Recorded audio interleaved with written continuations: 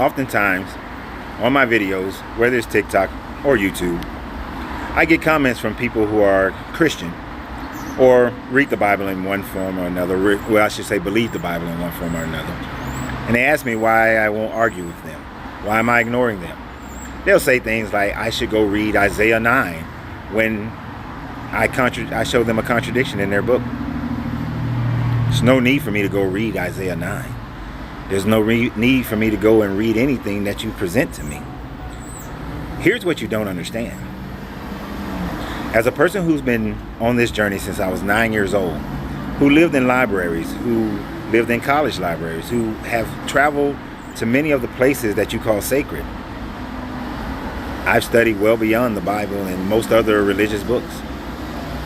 I've come to my own conclusions, and I've come to my own decisions. The fact that I'm on here is always for my children to have my knowledge and for those who are of like mind. Now, evidently, on TikTok, there's over 27,000 people who are of like mind. On YouTube, there's over 6,000 people who are of like mind. There's over 1,000 on Facebook and over 1,000 on Instagram. That means that the audience who is paying attention to what I talk about is validated.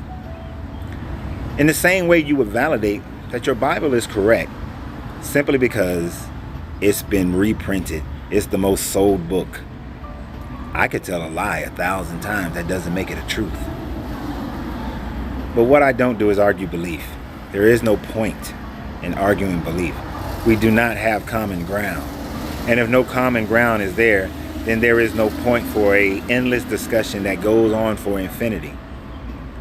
You see, if you believe that you need an outside source in order for you to save yourself, I'm fine with that. As long as you're a moral person, I could care less as to what you believe. But for me to give my energy to someone who just wants to argue, now every now and then I'll make a video if something that the person said brings up a good point that may help me to explain something to enlighten the people who have chosen to follow what I speak about, because we are on common ground. We are in agreement as far as how to enlighten the mind of our people. I'll use your videos for that. I'll use your comments for that.